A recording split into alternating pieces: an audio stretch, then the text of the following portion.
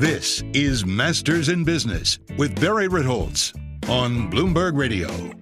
This week on the podcast, I have an extra special guest. Ilana Weinstein returns to tell us about all the competitive recruiting and superstar talent she's been working with over the past couple of years. 2022 was certainly a challenging year for a lot of the hedge fund industry, and it really separates the winners from the also-ran.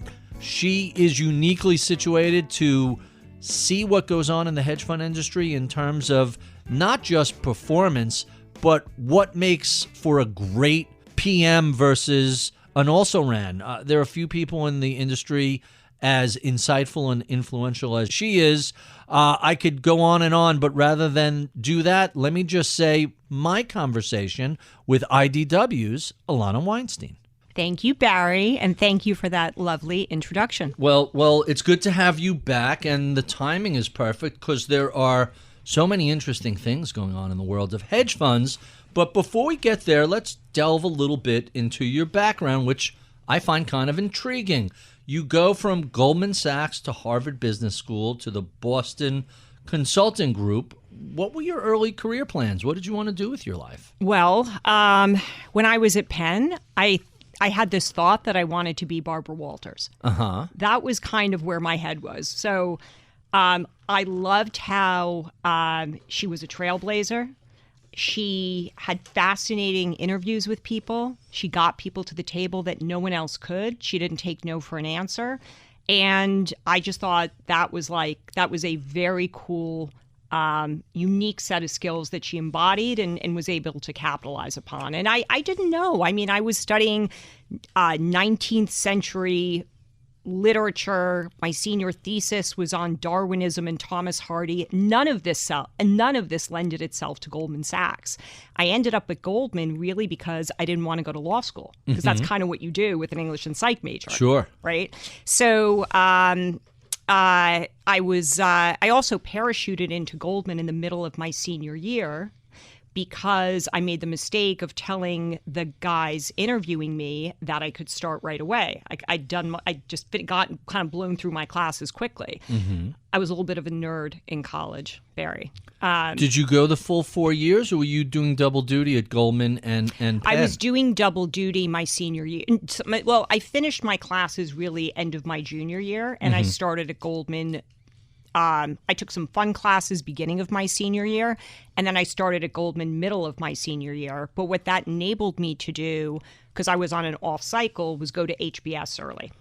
And I was really young at business school. I was, this is the time period where they wanted you to have minimum 5 years of work experience. So I was very conscious of not coming with a lot of experience. And BCG was really a way to play catch up. It was like getting my post-MBA MBA. Not so much that I wanted to be a consultant, but I wanted to learn about different industries and different types of problems. So what led you to the talent side of finance?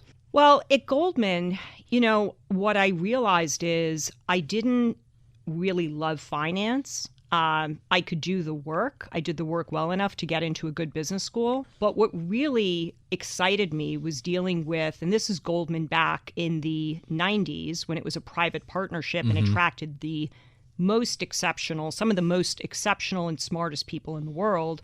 And dealing with them and working alongside them was super energizing. At BCG and even back to high school at Stuyvesant.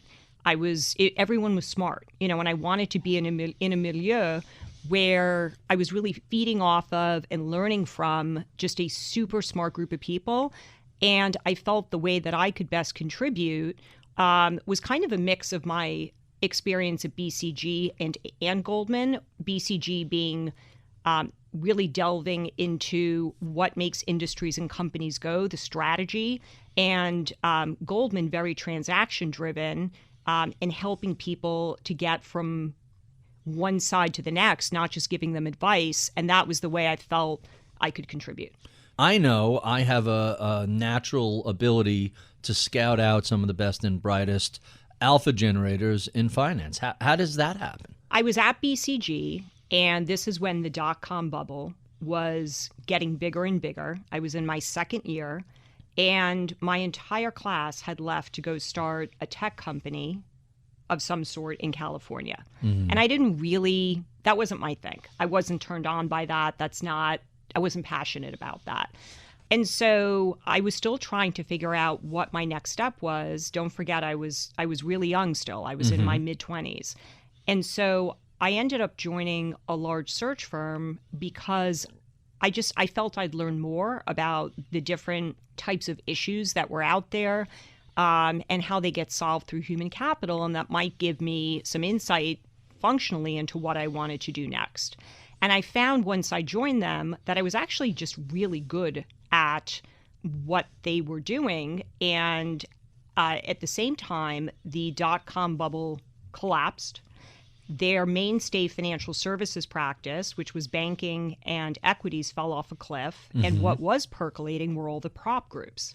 And I started doing work for some of these groups, and kind of like the hedge fund industry, there were only so many that were that good and really controlled and were the best and really controlled that ecosystem. And they're very clubby, and they ended up recommending, my business just grew exponentially from there. They would recommend me one to the other. And these were first of their kind types of products that these prop groups were focused on. Very complex financial instruments. So we were all learning as we went. And just by virtue of doing really one search, it made me the expert because no one else was doing it. And so I built my business from there. So you launched your own firm, IDW, in 2003. By the way, congratulations. That's 20 years ago. So you're celebrating a big anniversary this year. What led you to decide, I'm going to go out on my own? It is a big anniversary, and it's not one I take lightly, given the average hedge fund lives 3 years. I don't know if you're aware of that, Barry. Very short lifespan, huge turnover, and it's more than just the high watermark. There are a lot of factors that drive that constant churn. Exactly. I went out on my own because I really just wanted to focus on doing the kind of work that was interesting to me. I had built this business within this larger firm, primarily working with these high-octane prop groups, and I felt like I could just take that with me. They didn't really care. They were entrepreneurs themselves. They didn't care about being part of a big firm with hundreds of people in many offices. They cared about domain expertise, and that's what I brought to the table. So you mentioned what a notoriously short lifespan so many hedge funds have. It's also a hyper-competitive field. So staying power is something that really is of value. You've been in business running your own shop for 2 decades. What's the secret to longevity in a space that is known for not having longevity? Let me define what we do, because I feel like a fair misconception might be that as a recruiting firm, our job is to help people find jobs. That's actually not what we do. We work with the most front-footed hedge fund founders and talent in the industry to figure out what's next and keep them in the pole position. And when you think about the individuals that can meet that challenge for the highest impact hedge funds in the world, these are the best people out there. These are not people who are typically looking. And so in order to engage with them, it's not about helping them find a job. It's really giving them information and perspective they don't already have. So I expect my firm to be ahead on trends, themes, and have a point of view that these guys wouldn't get if they didn't meet with us. And I don't care if they ever transact. I think that in time, if we make a strong enough case, they're smart and they'll transact and do something different if it makes sense. But with every meeting, we learn more, and we're more powerful for the next person. I'll give you an example. We met with someone recently who sits at a fund that is having a tough time. They lost $4 billion last year. So big high watermark. They're down again this year. And he was quite happy with how he was treated by the founder. He said, Ilana, I've been there a while. I actually think the founder was really fair with me. I didn't lose money. He guaranteed me $1 million for this year and $1 million for next year. It's really helpful to have had 5 other meetings with people who sit at analogous funds that had losses that were just as big. And in fact, they may have contributed to those losses more, and be able to tell them, first off, your fund, just by my math, has a $250 million management fee. So I'm not sure that that's so generous on behalf of the founder. And number 2, it may interest you to know, here are 4 or 5 different funds in the same situation. And what the founders did there was to guarantee their people who were, more responsible for the losses than you, 4 or 5x. What you've been given. So that's where things start to unsettle a bit in his head. And then we come up a level and talk about whether he's even learning the skills that will put him on his front feet to compete as things evolve in this industry. And I would say it's the amalgamation, Barry, of 20 years of intelligence, of speaking to the best people out there that no one can compete with. So I want to focus on that because you raised some really fascinating points there. When you mention business intelligence, and really it's an astute use of the data that you become familiar with, it's not on the Bloomberg terminal, it's not listed publicly. This is all very closely held information. You may be in a unique situation to see the landscape that very few people see. How big of an advantage is that going in? It's everything. It's everything. Really? So think about it. You're happy. You're doing phenomenally well, or at least you think you're happy. By the time we're done with you, you may not be that happy. But you are doing well by anyone's metric. These are big numbers. There are people we're talking to where compensation was closer to 9 figures than 8 figures. Wow. So it's really not about being disenfranchised or miserable or needing to find a job. They don't need to transact. Okay, Right. This isn't like, you're sitting on the sell side and yes, you're on the equity sales desk and someone doesn't need to transact with Goldman on the other side of the phone, but they do need to transact with someone. These people do not need to transact. The only reason they're coming in to meet with us is because they're going to learn something. And there's going to be some perspective that they're going to walk out with, like the example I just gave you, that they didn't have before. And that is a very different dynamic than what I think most recruiting firms do or even really able to do. So I kind of know of your work being hand in glove with a lot of the largest hedge fund founders. This isn't, hey, I need to fill a seat. It's let's create a discussion about a strategy that we either want to employ or are thinking about employing, and how do we go up about putting this into play, staffing it. Tell us a little bit about some of the work you do that's more than just, hey, I found the right fund manager for EM distressed debt. It's much more sophisticated than Much that. more. Think of it, Barry, as we're moving a battleship forward. That's not that easy. I think you sent me this article actually because I was pulling up your name on my text messages and it came up. There are more hedge funds than Burger Kings now. Okay? That's right. You sent Nationally. that to me. Yeah. Yep. These aren't like the little Burger King sitting out in the middle of, nowhere. Think of these guys that we work with as, I don't know, the biggest franchise owners of those fast food chains in the space. Well, the Wall Street Journal column that I read about you from, it was pre-pandemic, 2019, something like that. You're talking to Steve Cohen of Point 72 and Ken Griffin of Citadel and all of these other giant hedge funds. I know you don't disclose your clients, but the Wall Street Journal certainly mentioned those. I would imagine that the founders of those firms have a pretty solid grasp on where they want to go and what they want to do. How do you get involved with them in terms of strategy, and how receptive are they to your insight? Sometimes, like I said, in terms of moving a battleship forward, it's just making sure that they have the best investment professionals for their existing strategies. Again, no mean feat because the bar is exceptionally high and there are so many things we look for and so few people that can meet that challenge, as I said. And sometimes they come to us with the thought of, you know what, there's an adjacent strategy we think makes sense. Let's think about the best way to do that. Do we buy a fund? We identify someone who we think we can raise capital around? And we help them with that calculus. Sometimes I'm coming to them and saying, this is something I think you guys should look at. I just had this with a client who runs a very large, not multi-manager, but multi-strategy fund. And he and I have been talking about how to get his fund, which is already very big, I mean, very big, to the next level. And we've talked about things like, and it's open-ended. He told me his calculus he's going through, which is how do I get from where I am to, as makes sense, much bigger than that.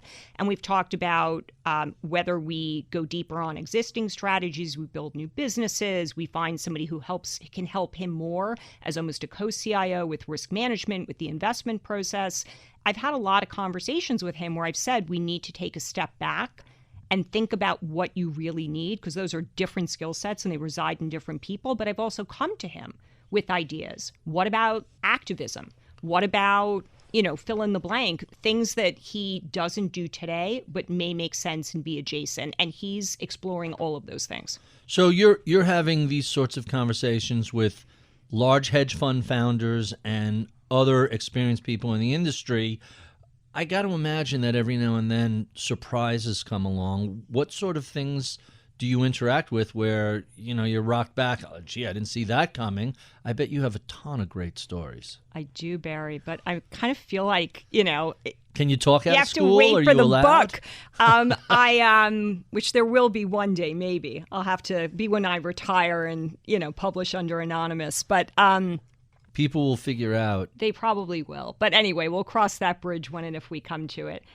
Dealing with people, there's constantly surprises. That's what keeps me largely on my toes. There's so many twists and turns. You think you can prep someone within an inch of their life, and there's every reason they should resign and go to where we've been working toward for the last 6 months, them going, and they end up staying. And then there are people who just get out like this, where I think it's going to be a fight to the death to keep them. So, but, in building my business, one of the most surprising things for me, and this has nothing to do with my clients, it's just kind of a funny thing to tell you, for a firm that is a really unique niche in the hedge fund industry, right? We recruit for the hedge fund industry, and we do it at a level that I think, is unusual. It is so difficult to recruit for ourselves.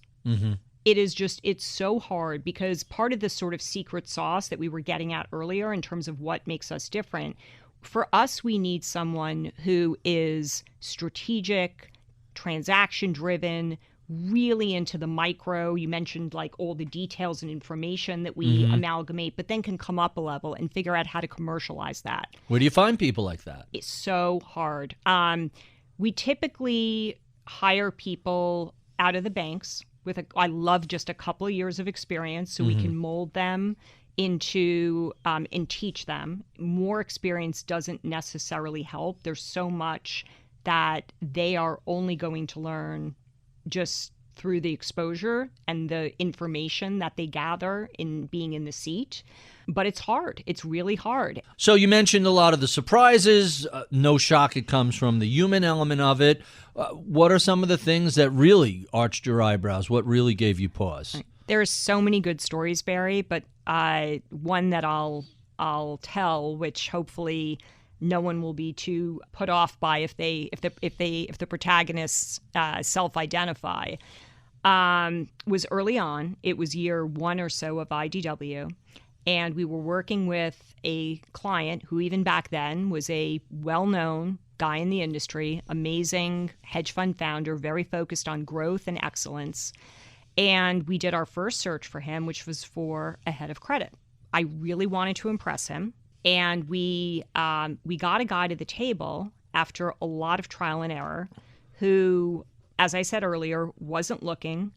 And he was like one of the biggest credit prop traders on the street. Phenomenal reputation. I can't remember if he sat at Bear or Lehman, but it was one of the banks that no longer exist.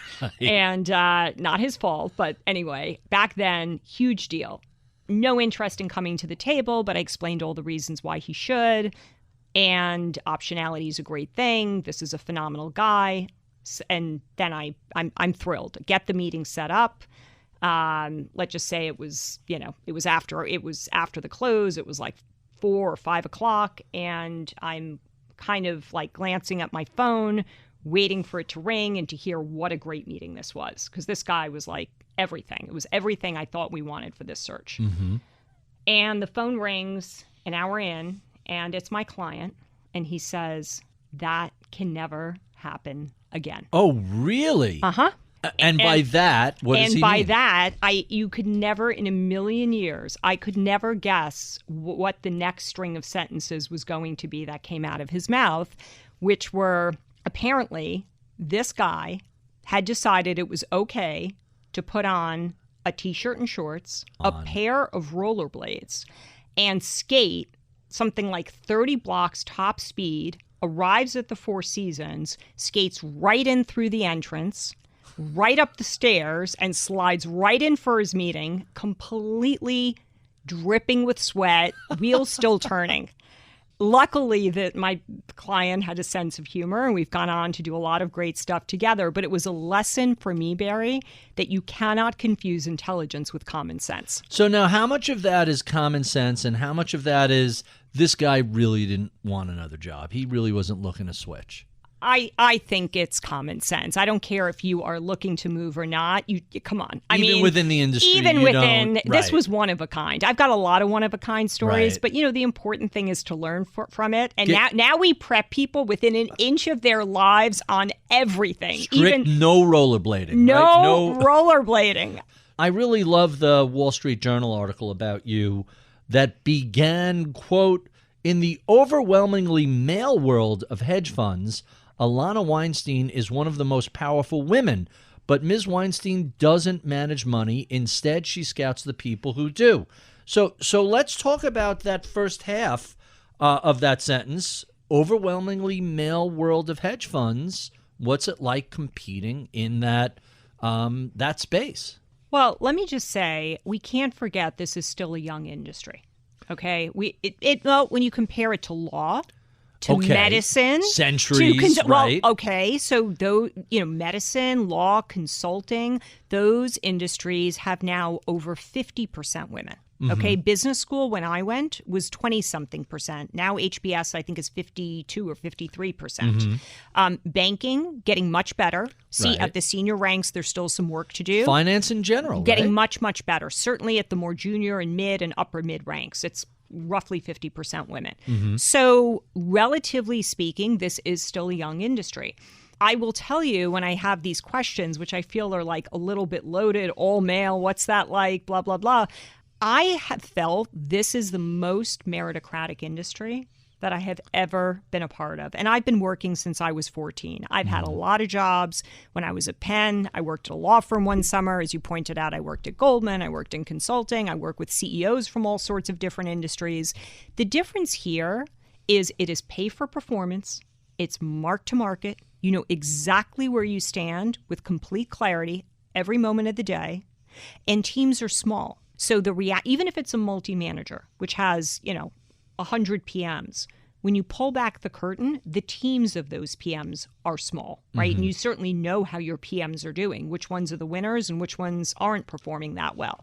So founders are very clear on who the alpha generators are, as opposed to, for example, private equity, where it can take 7 to 10 years to monetize your investment. Or, an industry where there's just not that much clear attribution as to who's doing what on a very big deal team. So as a result of that, founders don't care if it's a man or woman or otherwise in terms of who occupies the seat. It's all about generating alpha. And when it comes to me and my, by the way, all-female team, we'd love some diversity. Oh, really? That's interesting. I had no idea. We'd love some diversity. It is all about our ability to be a source of alpha generating talent for them. So is there a female perspective in the hedge fund world? Because in the academic research on investment returns, there's a lot of studies that say, hey, men are too risk embracing, they're too stubborn, they're over optimistic, and all other things being equal, when they looked at a series of female-led funds versus male-led funds, the women outperform the men. So let me give you a little example. Back in 2009, or maybe it was 10, if you remember, hedge funds were largely short Lululemon. Mm-hmm. And I met with a guy who told me that his then girlfriend, now wife, who, to your point, is now very successful in her own right, said to him, "Why are you short this stuff?" And he said, "Well, because, it's for yoga, and yoga's a fad." And she said, "What are you talking about? We wear this. Myself and my girlfriends wear this all the time right. for everything. And by the way, honey, yoga's not a fad." Right. All right. So back to your question, the reality is what founders want is as much diversity of thought as possible, because there will be fewer errors in reasoning if you have different perspectives and more thinking outside the box. Less groupthink. Yes. Can only be good. Totally. And yet it doesn't seem that... Well, again, I think it's going to take time. It just will. This is not an industry which doesn't want women. Quite the contrary. I mean, I have been asked almost since day one, and again, I've been doing this for a long time. Find me some good women fund managers. We love diversity. We love, but at the end of the day, they have a fiduciary duty to their LPs to hire the best person. And if few women are coming into the industry by the time we get involved, which is at a pretty impactful level, we don't really have anyone to pull from. So I hope over time, and I think it's improving, there are signs that it is, more women enter the industry, they get trained at great places, and they end up being great candidates for us to put into to run, the next big portfolio or start a new strategy. So in the Wall Street Journal article, it tells of a story of you speaking at Wharton to a group of people, a group of students. Someone asked you, why aren't there more women in hedge funds? And I don't want to steal the thunder, but tell the story, what you asked the class and what happened. Well, a woman asked me at the end of the class, it was more aggressive than that, Barry. I did a whole guest lecture, and she, of course, was my last person that I called on. And she said, "What are you doing to help women have a greater footprint in the hedge fund industry?" And I was kind of like, oh God, I immediately got a little bit defensive, but then I took a breath and I stepped back and I looked at the class, and it was roughly 50-50 men, women. And I said, let me start with the guys. How many of you are interested in working at a hedge fund? And I would say the majority of hands went up. I would bet more than 51%, 70, 80%. Oh, it was almost all of them. I can't remember. It was the majority. It was a sea of hands. And then I asked the women the same question, and like 2 hands went up. Really? And I turned to her and I said, "That's your answer." Right. Go work on your peers. There's only so much I could do. And there is also something to, as much as there has to be a respectful, number one, there has to be a respectful environment for everybody. Sure. Men, women, or otherwise. I don't think we need to be treated like hothouse flowers, right? So this business of this is a tough industry. It's really competitive. It's bottom line oriented, but it's about results, and people can be curt. They can speak in bullets. But we all know women on trading desks. They'll snap you in half if you say the wrong thing to them. They're tough. They toughen up that experience. To assume that a woman fund manager or trader is a delicate flower, that's a very 19th century perspective. I can't imagine that still exists anymore. I don't know when people say what managers are doing to make the environment more hospitable, what that means. I don't know what that means. It is completely hospitable. It is about people who do great analysis and can put up great results. Everything else, it's the same metric and same bar for everyone. It's not different. So what are the broader takeaways for any woman who's interested in working in the hedge fund field? Let me take it out of hedge funds. I think let's just make it more general. Well, for hedge funds, it's the same thing for a man as for a woman. It's getting good training. It's really being in it for the right reasons. It's all the things we talked about earlier, and honing your craft and improving and being front-footed in your approach to learning and growth and pushing yourself and reflecting on if you're not growing why. This is not like a special, again, to my point, there's not a special set of things for women versus men. As a female entrepreneur, and I there are things as a woman you do need to grapple with. And I would say it's probably true of anyone who has competing priorities in their life, whether it's a male or female primary, caregiver for a child or for an elderly parent or whatever the case may be. But I can only speak from my own perspective. What I tell women is you can do everything, just not all at the same time.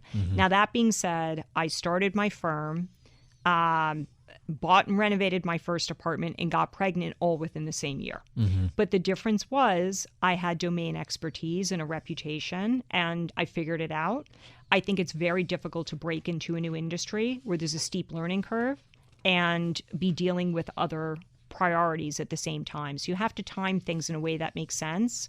I also think you should never apologize or feel guilty. Guilt is a waste of time for being a working mom. I was not there for every drop-off and pickup, far from, but I was there for my son where it mattered. And I think it's important that as a parent, you fold your kid into your successes and your failures. I talked to him throughout his growing up about the challenges that I was facing, the wins as well as the misses. The challenges you were facing as a woman in a male-dominated industry? No, again, I felt... or just a hyper-competitive industry? Just the challenges of building a business. Coming back to that, I think that we have been able to provide a complementary perspective to a lot of our clients. It's an advantage being a woman. There are things we see that others don't. And so, but just finishing on this point, I think that your kids will really grow and learn as a result of being exposed to everything that you do. So given 20 years at IDW and an all-female team, what are some of the unique perspectives that you bring as a woman to a male-dominated space? Well, I do think being a woman will mean that we might come at things differently and have a slightly different perspective, which can be complementary, right, to somebody who comes at things from their own lived experience, which looks different. I'll give you a story early on, which I think speaks to that. This was maybe year one of IDW. We were still doing a lot of work for the prop desks, again, the precursors to the hedge funds. And we were working with one of the most aggressive sell-side firms on the street, certainly with respect to its prop businesses.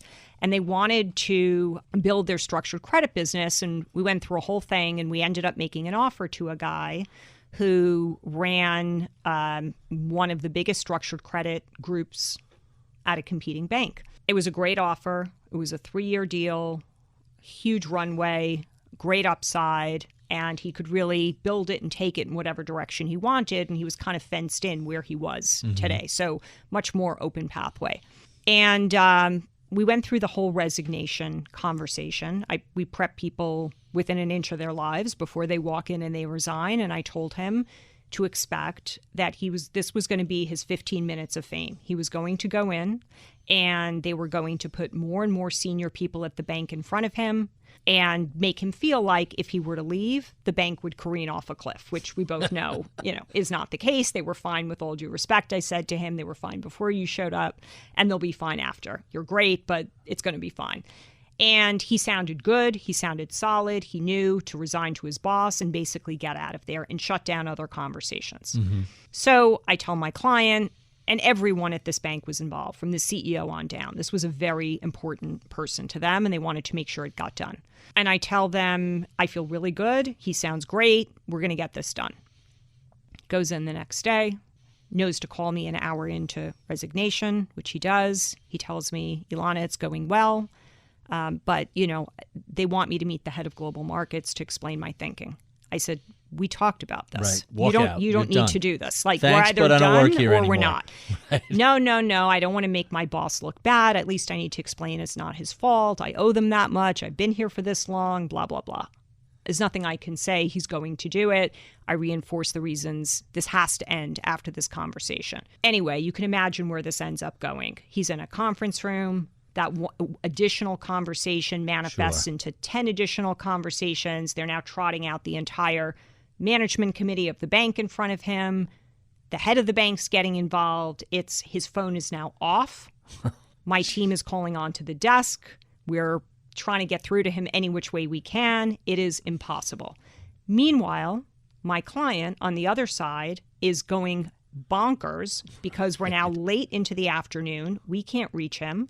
And they're second guessing their decision. Do we have the right guy? Doesn't he know what he wants? Is this a leader? Right. Blah, blah, blah. Doesn't he understand? This couldn't be clearer, the reasons he should make this decision. If he's not out of there soon, Ilana, we're pulling the offer. So, which, by the way, is really not fair for a guy who's just trying to extract himself gracefully. Right. And I explained that. But this like we started this process, whatever it was, 7 a.m. We're now almost into the evening. So we're beyond gracefully. He's clearly getting bid back. And they're upset. They're embarrassed. They feel maybe they have egg on their face. And, there's a lot of positioning and jockeying. Ego involved also. Yeah. I think about it. And I really feel like that movie No Way Out with Kevin Costner. I just don't even know what to do anymore. Can't get through to him. And then I remember he always talked about his wife. And she clearly, as she should be, but it was lovely the way he always brought her up, was a big influence in his life and in his decision making. And I realized I have his home number. Get the wife on the phone. So I don't remember any of their names even, but I remember she was French. And she picks up the phone, so let's call her Monique. And I say, hello? I don't know if you know who I am, Monique. I'm Ilana Weinstein. And before I can even finish, she says, I know exactly who you are. And I say, well, we have a bit of a situation. And I explain to her that the place her husband is resigning to go to is very upset. And I recount all the reasons this is a phenomenal opportunity. And I think they're going to pull the offer. And I just, I can't get through to him. And I thought you should be aware of that, given, this is a decision I know you both came to. Mm-hmm. And she says, Ilana, I understand. Leave this with me. 5 minutes later, Barry, my phone rings and he's out. Wow. So, I What did the firm he was going to have to say about they were thrilled. Are you kidding? But my point is, sometimes it does take I guess in jest, it takes a strong woman to sort of, in this case, move the needle. Or maybe two strong women. But and I'm not to say a man. It's not to say a man wouldn't have come up with this. But I do think there's something sometimes to coming at it from a female perspective, which is helpful. To say the very least. I bet you have tons of other stories. Tell us one. This is a more personal story, but I think just speaks to some of the obvious challenges of being a woman. And this was simply early days of IDW. As I said earlier, I did a lot of things within that first year, including getting pregnant. And we were invited to pitch for the business of what was one of the most exciting hedge funds at the time. It was a spin out from, so this would have been 2004, spin out from a well-known prop group, to my point on doing work for a lot of the prop groups. They had a lot of capital and they were on fire and they were building. And the founder invited me to come in. So here I am, Barry. I'm 8 months pregnant.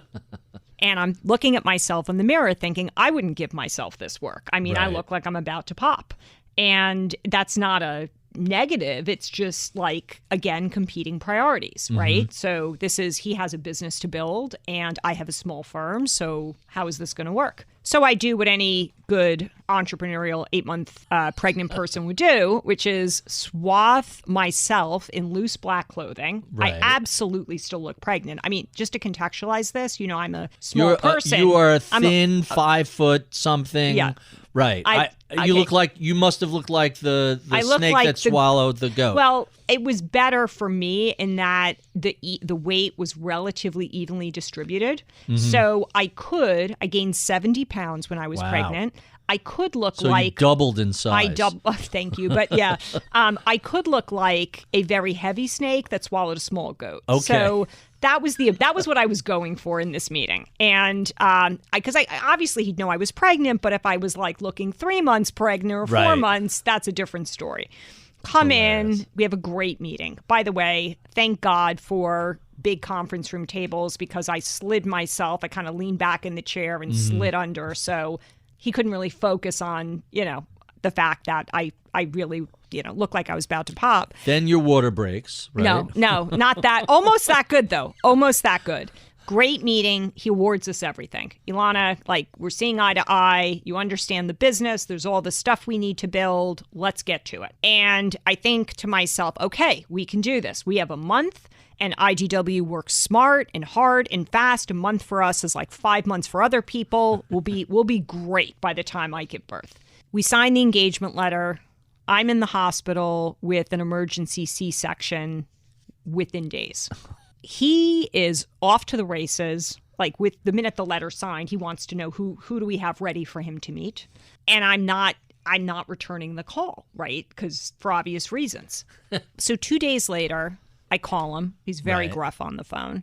And I said, listen, I'm sorry for not getting back to you sooner. I'm uber responsive, but I think I have a good excuse. I said, well, I'm calling you from the delivery room. Delivery for what? And FedEx? What does he think you're talking about? I said, I just had a baby. And you could hear a pin drop on this call. Silence. And this isn't a guy who gets silenced easily. And I laughed and I said, listen, this should give you comfort. The fact that I'm calling you from the delivery room, you know we're going to get this done for you. Okay, come hell or high water. So he laughed. And on we went. But that's amazing. Yeah, we have our own special, unique set of challenges, and that's an example of one. Really, really interesting. So before we get to our favorite questions, I just wanted to ask you a couple of things about just the state of the industry today and some of the changes we're going through. We're seeing the older generation begin to retire. You have Ray Dalio stepping down at Bridgewater. You have a lot of managers who are now in their late 60s, early 70s, or beyond. Are we approaching a generational changeover here? We are. It's early, though, right? We haven't seen that much baton passing. Bridgewater is one. Davidson Kempner would be another. On a smaller scale, Redwood, Sculptor. That one hasn't gone too well, right? There's been horrible There's been fighting. A few of them that have kind of unraveled. So it's early yet, but the key thing is that the LPs do not see the secret sauce as residing in the head of one person. I think, for example, multi-managers are set up well for this transition because by its very nature, you have multiple managers managing the capital. It's not the founder.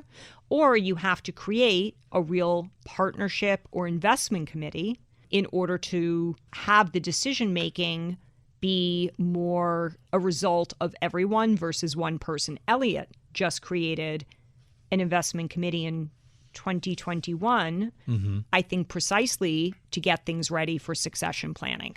So I don't want to suggest the top decile of firms are immune to this sort of succession issues or immune to a tough year in the market like 2022 or 2023, but it certainly sounds like the firms that have become more professional, more institutionalized, are better positioned to withstand these sort of transitions. Is that a fair statement? It is fair, but when we talk about top decile, let's not forget a lot of the funds I mentioned in the beginning were top decile funds, and they are no longer. So things can unravel very quickly. You have to be front-footed. You have to be constantly thinking about how you can improve your process, even if things are going well, whether you're built for a different market environment and to be able to withstand the challenges that are going to be the result of that. Really intriguing. So let's talk about this competition out there for some of the best fund managers. How aggressive is the fight for talent? I would call it a feeding frenzy. Really? That's quite a phrase. Yep. In terms of what people are paying or just a hunger for that sort of talent? Why a feeding frenzy? Well, I think I need to step back and explain where we are today as an industry. Okay, so bear with me as I set the stage, okay? And then we'll talk about the action going on this stage. So more so today than ever before, we have the haves and the have-nots. There has never been a clearer bifurcation between the two. In the have-not category, we've got the long-short equity funds that are directional and concentrated which have had horrific performance. I'm not exaggerating. Tell us really I'm how you going to feel. go there. Okay. I will. This is what I love about Ilana. She does not hold back. I don't hold back. I am a truth teller, like it or not. So long, short, not doing well. Well, but let's talk about it because I'm not sure people really know. If you that's a lot of funds, right? Long, short? It's probably 40-something% of the Almost hedge fund half. industry. Let me give you another statistic since you're asking about numbers. The Financial Times did an article at the beginning of this year, and it talked about aggregate losses for 2022 in the industry. It was north of $200 billion of losses. That's some real money. The Tiger Cub community, which is a relatively small number of funds relative to all the Burger Kings and McDonald's out there, as we said earlier. There are tens of thousands of hedge funds.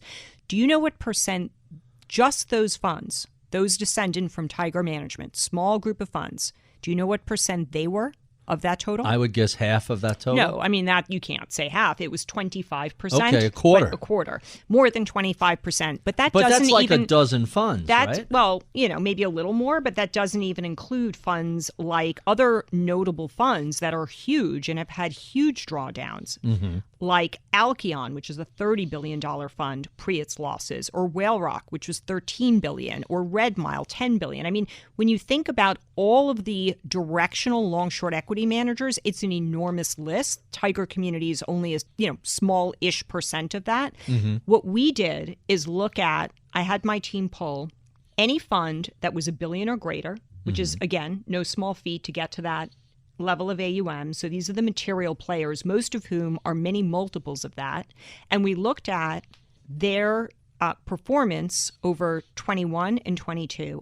On average, Barry, these funds are down 30 to 40%, with funds like Tiger Global down as high as 60%. Right. Tiger Global was $100 billion pre the losses. There was an article that came out the other day. They're now $51 billion. So cut in half. Wow. Cut in half. So that's how much value has come out of the industry.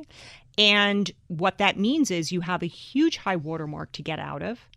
You have no performance fee and no line of sight to getting to one anytime soon. And you have AUM shrinking by virtue of the losses, as well as the fact that LPs are now rightly redeeming. That's just long-short equity. Then we've got macro, right, which last year had a good year. But I feel like macro is very spiky. You have a good year, you have a bad year. So you've got lots of choppiness in the macro world. And then you've got the other side of the ledger. So lots of funds that are having a really tough time of it. Huge percent of the hedge fund world. And the other side of the ledger are the multi-managers. We looked at their performance, the top multi-managers over the last 3 years. And you know what that is, Barry? The cumulative performance there is, if you're a multi-manager, is at the low end, 35%. Wow. At the high end, north of 88%. That's Citadel, leading the pack. Wow. But any of them you're going to have done better with than the whole cabal of funds I just mentioned. And then you also have top multi-strategy funds like Golden Tree. There's a reason Steve Tannenbaum's fund was $34 billion in 2020. It's now almost $50 billion. Wow. He's put up great, consistent returns, and he's been very commercial as to how he's grown the fund. So you would think to yourself, doesn't talent, therefore, in all the have-nots want to go to the haves? And the short answer is yes, although it's more nuanced than that, because people will get into it, I'm sure, at some point. There are all sorts of things that factor into why someone may not be so quick to leave, even in an obviously broken situation. But at least more people are coming to the table voluntarily than ever before. But the difference is, and the reason I call it a feeding frenzy, it's not so much now we're getting somebody who is in what they feel to be a winning situation to think more broadly about their next opportunity, that's hard, right? They feel very happy. They feel they're treated well. And we have to architect something and a pathway that doesn't exist where they're at. And maybe they'll engage in a conversation to explore that further, and eventually maybe they'll make a move. Now, people are meeting with us, and there's a woman we met with recently who called herself, and we've been dining out on this phrase ever since, multi-manager curious. That's very funny. Yeah. So I want to... So they want to have conversations with everyone, and that makes it much more intense. It's not just one conversation. It's like 7 conversations, and they really are relying on us to help guide them through that and figure out what the best fit is. Another dynamic, Barry, that's important to keep in mind is because these are the haves, they have grown in some cases at a rate which is not sustainable.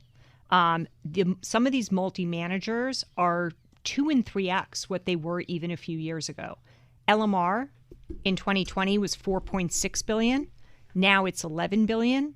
Hudson Bay was $5.5 billion then. Now it's almost $20 billion. Wow, that's 4x. Jeez. Yeah. So the reality is, and it's in a very short period of time, talent doesn't proliferate at that level. So when we talk about feeding frenzy, there's also a question as to how these funds are going to perform if they're not being disciplined about the amount of the capital they're taking in to meet being able to hire good people to deploy it. You look at a firm like Citadel, which is closed to new investors, Right. They could be multiples of what they are. And they're, the best funds are super disciplined about how they've grown. Balyasny lost a lot of capital in 2018. It got down to $6 billion. It took 5 years to get back up to peak AUM, which is $20 billion now, but they were really disciplined about how they did it. They didn't just boom, double and triple within a few years. They built their infrastructure, risk management, and hired great PMs to lead these businesses. And that it's so important because you'll dilute returns without getting the talent piece right in keeping pace to AUM growth. That's really interesting. So we're going to talk more about talent in a bit, but I want to go back to some of the things you raised. That's really quite fascinating. So it's obvious. If you're making a directional bet, or even worse, a leveraged directional bet, and you're wrong, your fund's going to suffer. But I'm kind of intrigued by what you said about macro. I know there's a wide dispersion of performance in macro, but if any year macro should have done well, it was 2022, where if you had the inflation side right, if you had the Fed... They did well in 22. They should have crushed it. I think the point I was making is it's been choppy in that it's like 22 was good, but then look at 21 and look at 23. So that's what you mean by spiky. That's what I mean by consistent spiky. over time. I mean, and AUM, by the way, has followed that. Brevin Howard at peak was $40 billion. Then it drops down to 6 and change in 2018, and now it's back up again. But that's what I mean by spiky, as opposed to an entity, whether it's a top multi-manager or a top multi-strat that is able to navigate different markets, put up consistent return stream over time, and for the multi-managers, do it totally uncorrelated. That's all alpha. So that's where I was going to go. Multi-strategy seems to be a very attractive approach. Multi-manager. You mean multi-manager? No, multi-strategy, okay. Because if you're a single strategy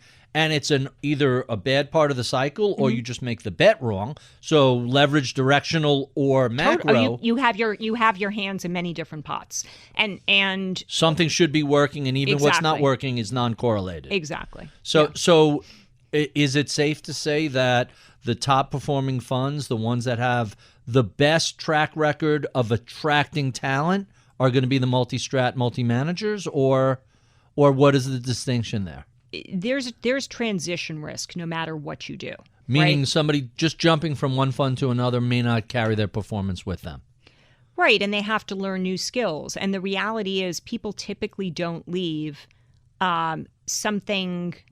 they don't leave to go to do something similar. They leave to go do something which is a market step up from where they are. In terms of size, or in terms of strategy, or many things? In terms of many things. In terms of autonomy, in terms of size, in terms of wingspan, all sorts of things.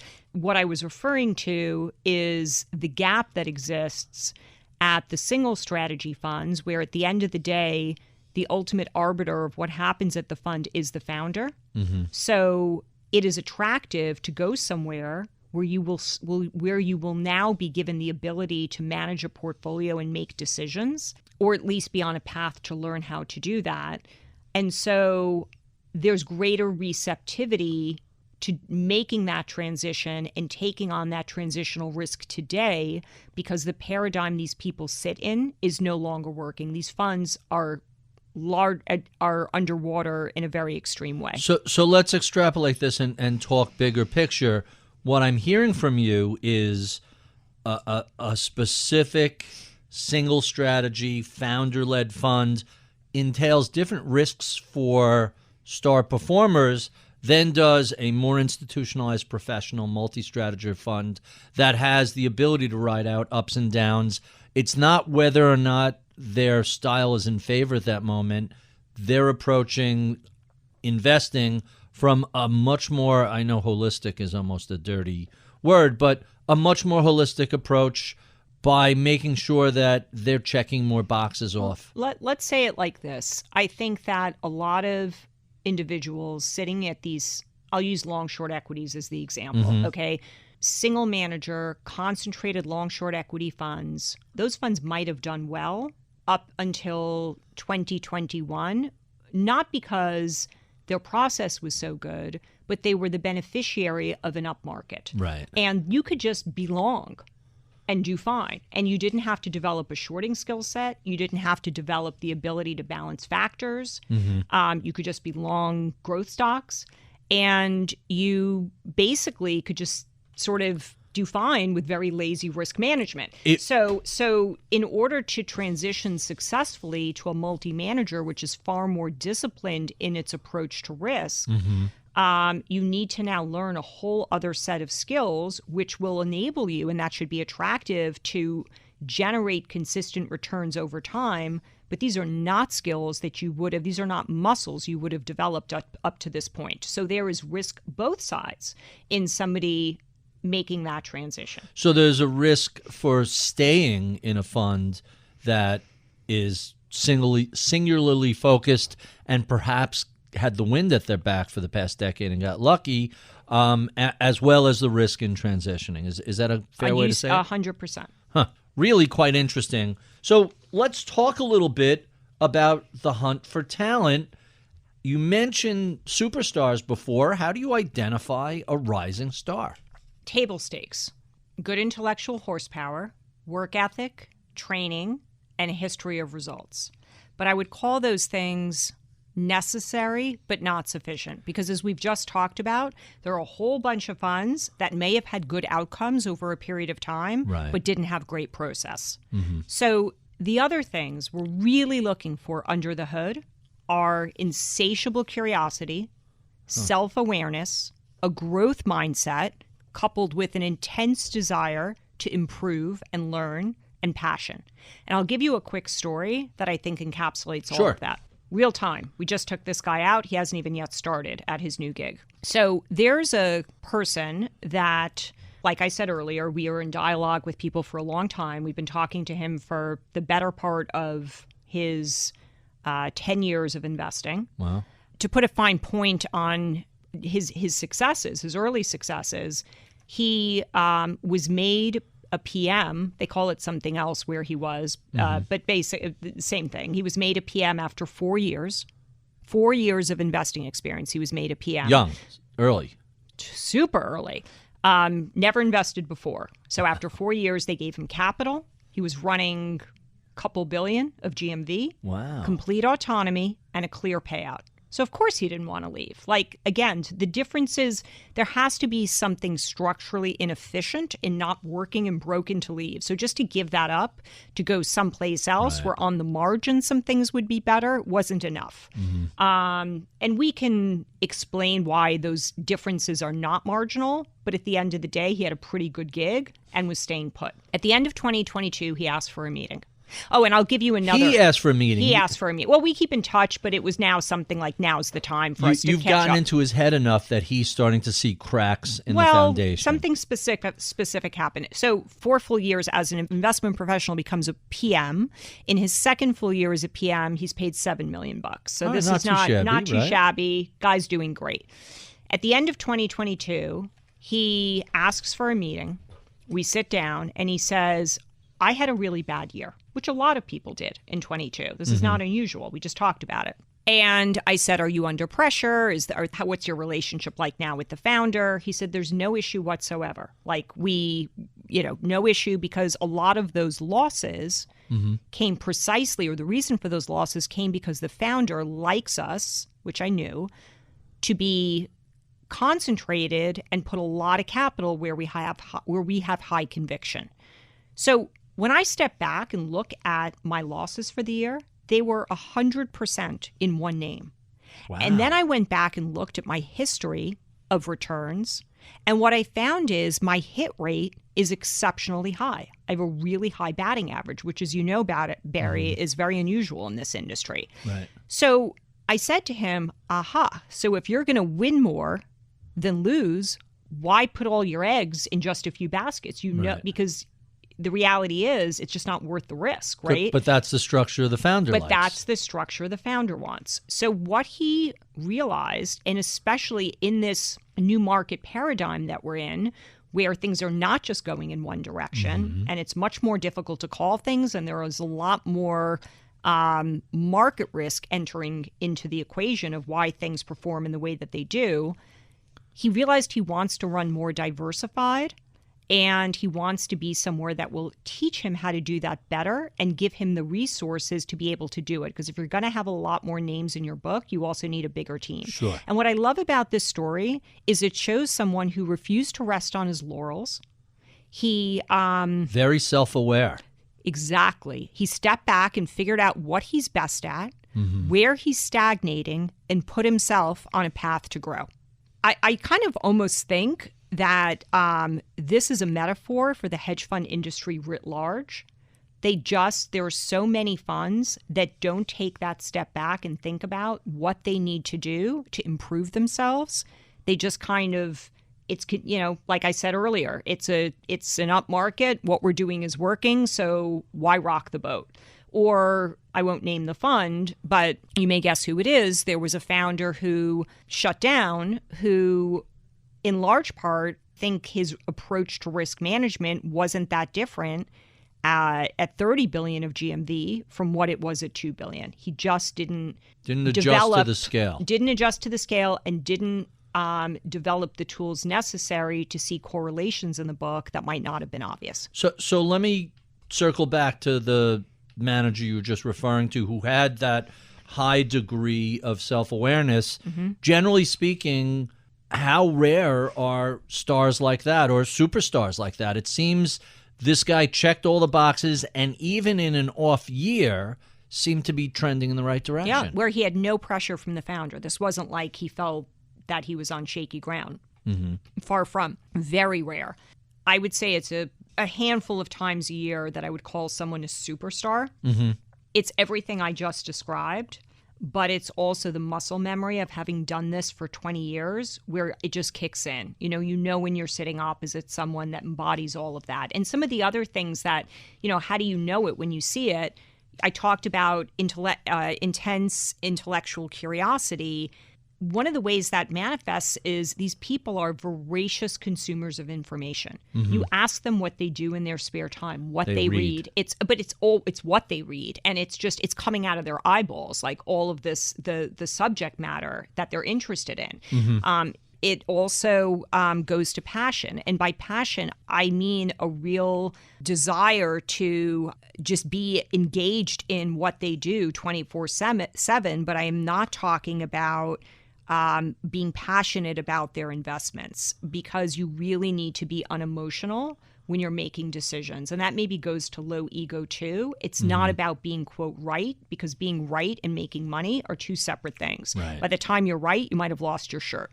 So literally the title of a Ned Davis book, Being Right or Making Money. You're kidding. 100%. The grandfather, probably the most respected technician ever. So honored to be in that same breath.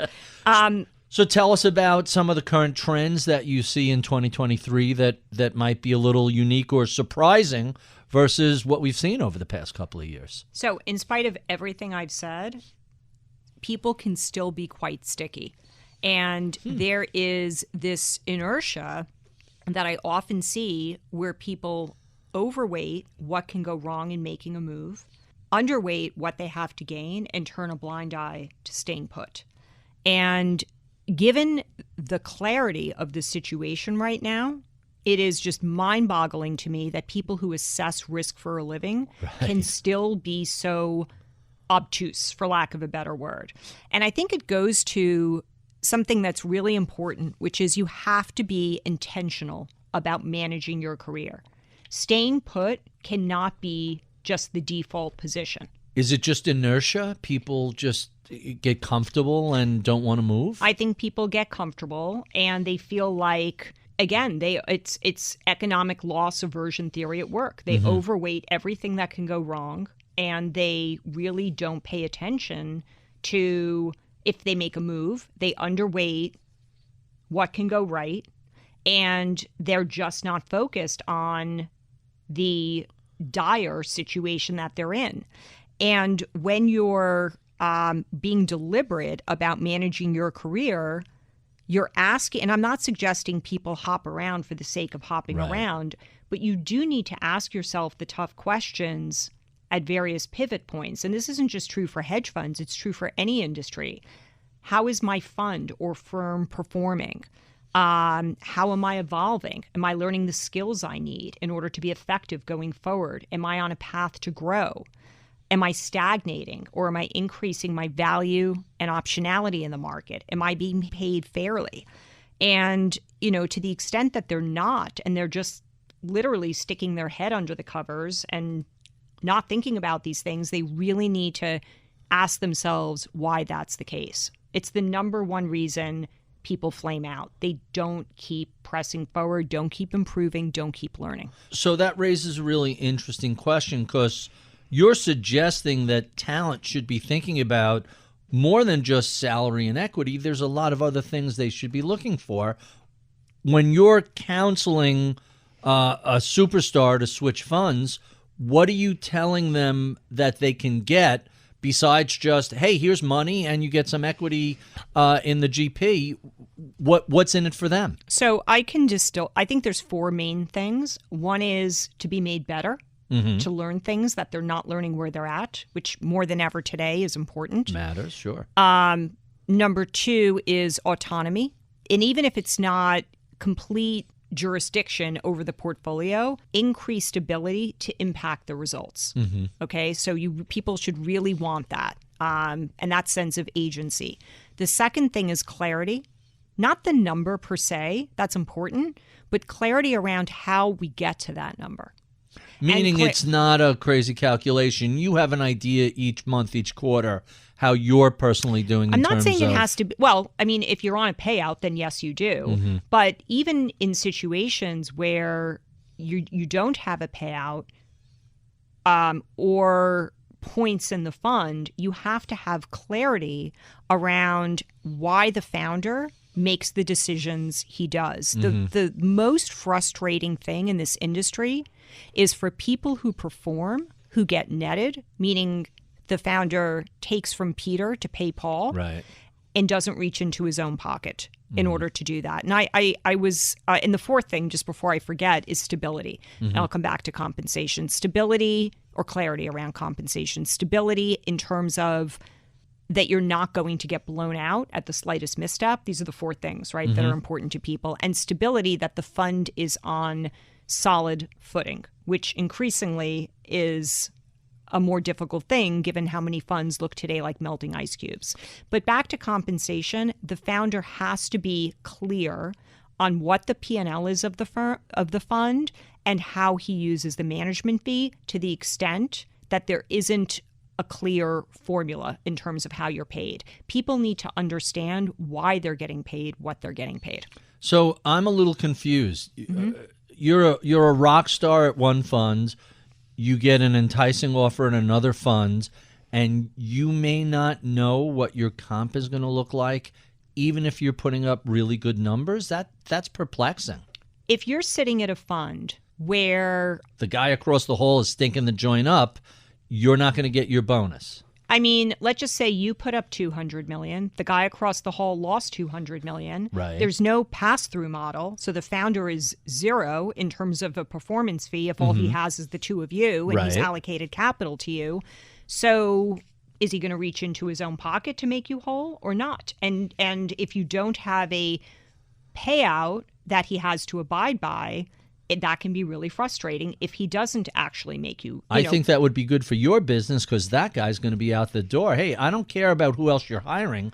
If I'm putting up good numbers, I expect you to at least have a conversation with me about, all right, we're only going to give you half of what you expected because Bob across the hall blew up. But, I mean, what really happens in those circumstances? Well, I will tell you 2022 was really interesting because I was pleasantly surprised by quite a few examples of founders who did reach into their own pocket to pay their best people, like the story I told early on, where some of these funds with very big holes still did substantial guarantees to retain their top people for this year and for next year. Seems long-term smart, right? Long-term smart, although the problem is, to the extent those funds continue to lose AUM because LPs are redeeming or don't get out of those high water marks in some reasonable period of time, that's not really sustainable. Well, they could just dissolve and reform. Then worry about that later. That's and easy. Also, those guarantees are ceilings, and really talented people want to be able to have untapped ability to get paid. Clear skies above, and if they do really well, they expect to get paid really well. But Barry, what you're picking up on, which is correct, is to the extent founders don't have a pass-through model, meaning they have to, it's just everything is out of the management fee and performance fee. As opposed to segmenting 4 different funds and the performance fee goes to each of those individual silos.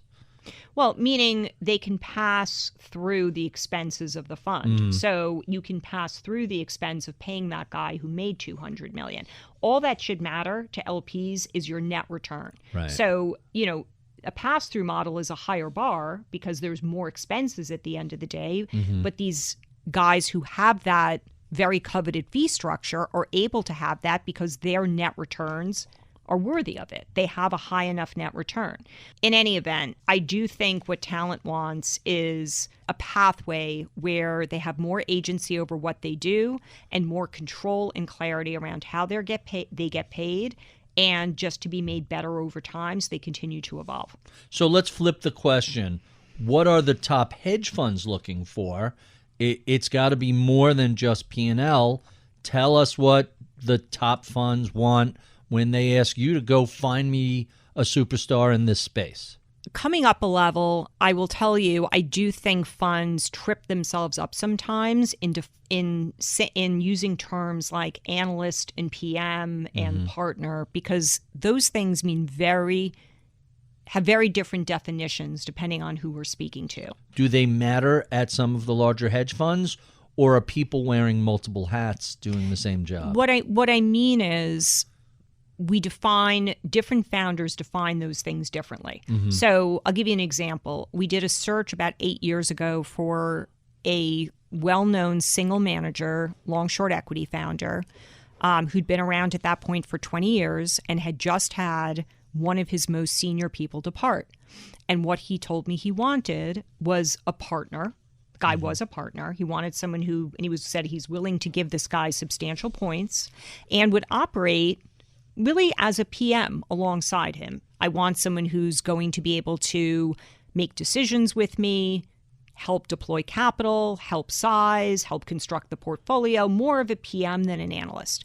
And what I said to him is, there's no one I can find you that has 20 years of working with you. And the way that you evolved people, because everyone there was hired basically as a young analyst out of Goldman and then homegrown, he saw what people were capable of.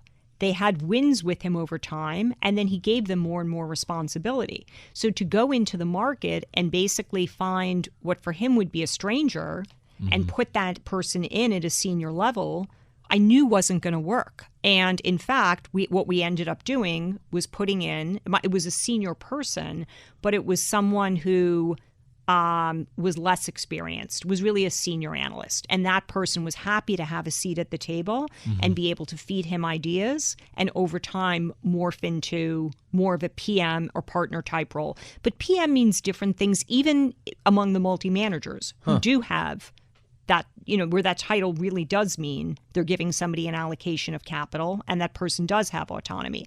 In some places, a PM is Part of a team? Really, no. It's always managing capital, but it might be a small amount of capital. You might start with a paper book. It's like a mini PM, or a PM with training wheels. And you might be overseeing a very small team to start. In other places, we want somebody who can build a scale business out of the gate and can manage a lot of capital. And by the way, their definition of analyst may be different.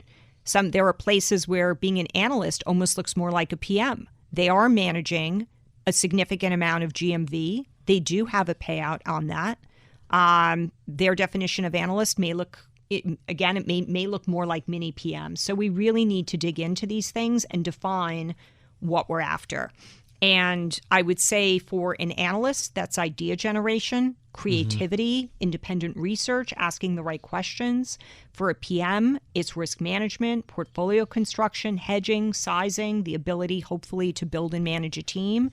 And where we're looking for someone to build a strategy, that's more like a founder. It's someone that we can raise capital around, potentially raise a fund around, and of course, attract talent, and also has a sense of what is needed with respect to technology and operations for their strategy. So different skill sets. I was going to say, it sounds far more complex than I think a lot of people might assume looking in from the outside. How important is fit? How do you figure out, hey, this square peg is going to fit or won't fit into that round fund? How do you evaluate personalities on top of all these really challenging skill sets? It sounds like it's not an easy thing to do. There are things we do to see how closely the candidate maps to what we will want them to do. We do case studies, idea pitches, mock portfolios, business plans. Those are all sort of the hoops we have them jump through. But then in addition, we do soft referencing as a firm. If you think of 20 years of meeting with the most talented people at every hedge fund, odds are, if you're a candidate, Barry, I've met with 5 other people from your fund that have a point of view on you, right? So we very quickly get a 360 on how people think, their velocity of ideas, their response time when they spot an opportunity, their ability to commit capital, and how they systematize their process so it's scalable and repeatable. These are all the things we're going to dig into in finding out about people. And I also love it when someone comes in with a clear sense of attribution. I don't think it's a great sign if someone has no idea what their P&L is. I get that often it's not tracked at many funds. Well, really? I'm shocked to hear that, because you formally tracked. But you could still export your book to an Excel spreadsheet and say, here's where I am. We're saying the same thing. I expect people to have done that. I expect people to have a clear sense of attribution. To the extent that they don't, it's not a good sign, is what I'm saying. I would imagine not. But the best people come in, honestly, some of them come in with a huge spreadsheet. This is what I've contributed. And by the way, here are all the things I wanted to do that the founder didn't let me do and how I would have performed if they'd let me. Now, I'm savvy enough after all these years to know that if I added, a little bit of a grain of salt, and if I added up all of the returns of everyone we meet from fund A, B, or C, it would probably be north of 300%. So, there's that. But I think there is still something to a sense of ownership and directional truth. And then the final thing I'd say to you is there's always a leap of faith. I don't care how much work both sides do, and we do a lot of work to have a strong sense that the person will be successful. There's always a leap of faith because we're talking about different founders, different definitions of success and failure, different investing style, different approaches to training and development. And I always tell the clients I'm working with that they have to lead with war stories. They have to lead with all the things that might have gone wrong early on when they recruit someone and how they help that person to get out of a hole and to go on and be successful. Because that's what's in the minds of people before they make a leap. What happens when things go south? How will I be treated? And founders really need to, or whoever's doing the recruiting, and this is, again, any industry, you really need to lead with what constitutes failure. Losing money in and of itself, yes, you failed to make money, but why? How did you get yourself into that situation? So there's sort of like good failure, which is a learning experience, and we think we can improve you, and let's define what is a situation where we think it actually isn't the right fit. You need to give people clarity. Makes sense. A good process will occasionally have a bad outcome, and you can't just assume every good outcome is the result of a good process. All right, so I only have you for a few more minutes. Let's jump to our favorite question that we ask all our guests, starting with what has been keeping you entertained over the past couple of years? What have you been doing either when we were locked down or just out and about revenge traveling? Revenge traveling. I took a fantastic trip with my son to Italy last summer. I do recall we were talking about that, and we didn't know what was going to happen. There was a couple of variants. We were both talking about traveling last summer. Yep. Where'd you go in Italy? It's almost where didn't we go? We went everywhere. The only places we didn't go were Puglia. Am I pronouncing that correctly? Soft G, Puglia. And we didn't go to northern Italy. So we I've went never been to Lake else. Como, and I want to check that out. Phenomenal. I haven't been to Milan. I haven't been to Modena, which I'd love to go. Have not been to Modena either. But for two all of foodies like Southern, us, those right? are, that's worth hitting. I have a friend who did this private tour where instead of staying at hotels, you stay at people's houses and they cook dinner for you, and it's grandma making the secret family recipe, and he said he came home 20 pounds heavier. I'm sure. It was amazing.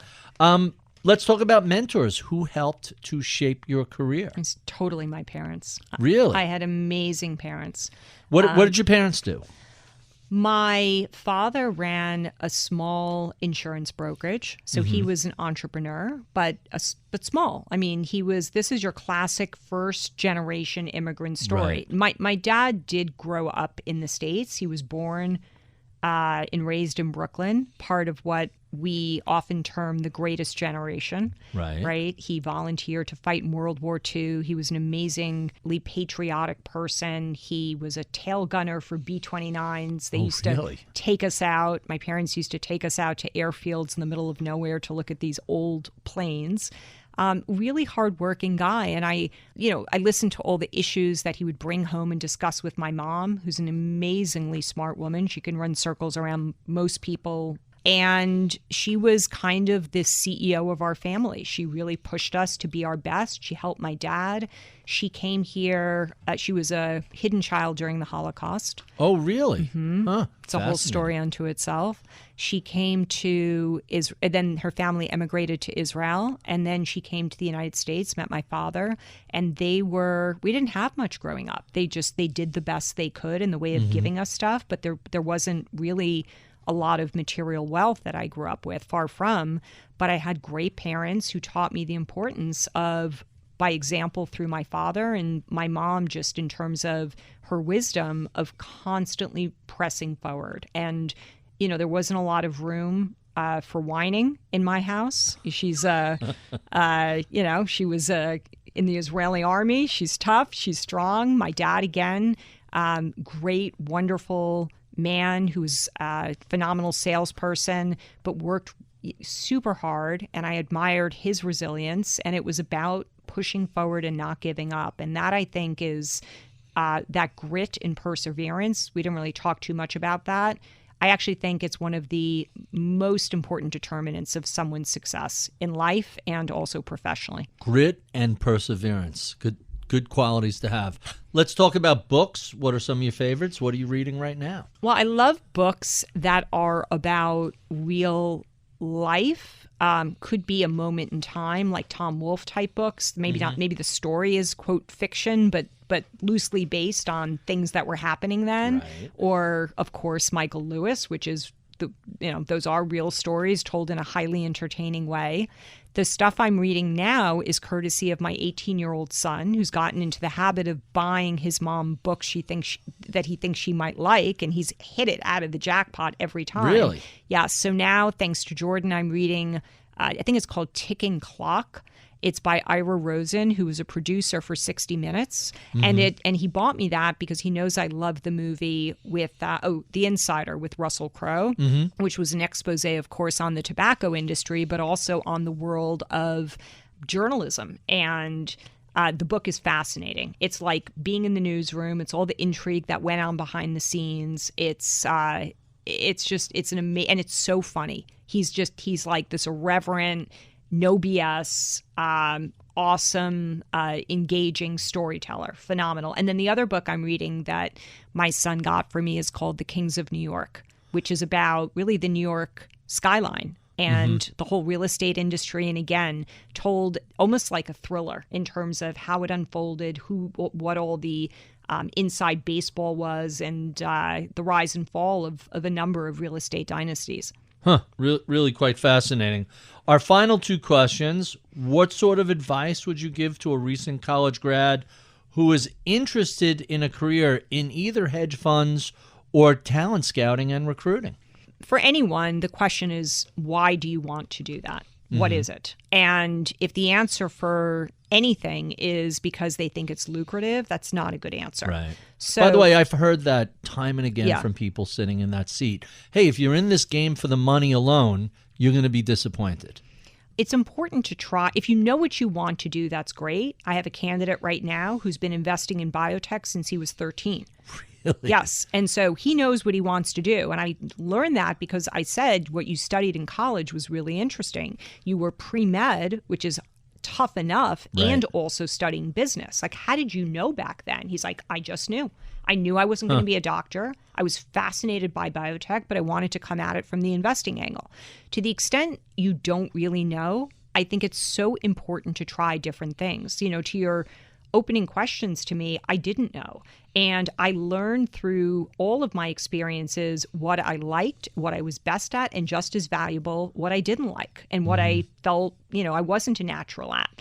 I think it's okay to go on a bit of a journey early on, but you have to be on that journey aggressively. And meaning if what you're doing is not something that really is singing or speaking to you, you have to keep moving forward till you figure it out. So purposefully, you can then lock in and really build something. Really interesting. And our final question, what do you know about the world of investing today, hedge funds, talent recruitment that you wish you knew 20 years ago when you first launched IDW? I'll use your word purposefully. It's really important for founders to manage their team purposefully, meaning you have to give people room to fail, but you also have to cut when it makes sense. And I think a lot of founders are afraid to do that because how will it look to LPs? It's uncomfortable to have to do those, to have to manage people out. What will it do to our culture? But a killer culturally is to be someplace where it becomes a hotbed for mediocrity. And so the best... A hotbed for mediocrity, meaning you just start accumulating B players, dead and, wood. And it becomes, and I hear this time and again where people say, where they haven't really been paid that well, there's this kind of smoothing effect that goes on at our firm where maybe I'm not paid as well as I should be, but when things don't go that well at the firm, I also am not hit as hard, perhaps, as other places. And I said, can we take a step back and look at your personal P&L history? For the most part, you've been a rock star every year you've been there. Why are you hedging your salary? Why on earth really? Are you giving yourself an artificial ceiling here? Right. And why are you, for someone who can never put up the goods, that's a great paradigm. Why is it for you?